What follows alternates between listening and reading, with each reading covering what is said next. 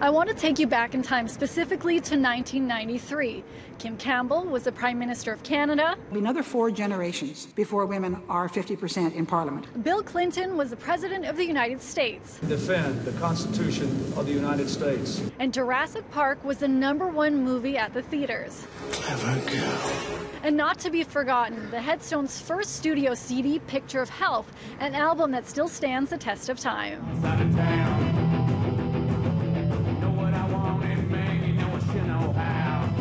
It's been 25 years since the Headstones released the album, and they are back on top again, riding high off the reissue of the release. How things have changed for the group. Just a few years before the '93 release, frontman Hugh Dillon was working nights at Sick Kids Hospital.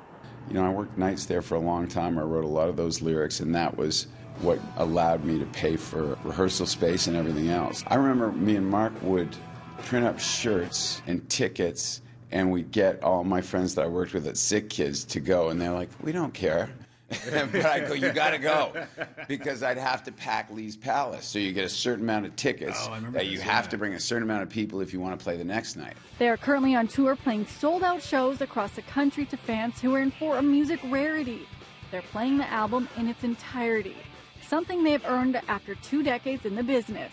But also with the reissue of the music, they were able to put the album out the way they wanted to. The best part, I think, was putting together the package, like the album artwork, and changing the art to reflect where we are now. We put in all the stuff that the record company then wouldn't allow us. Yeah. So there were like notices from our landlord that said, your music is too loud, you're rude, and you're burning the place down, and things like that. Yeah. The band has been in heavy rotation on rock stations across the country again, partly thanks to their highly successful album Little Army that was released in 2017.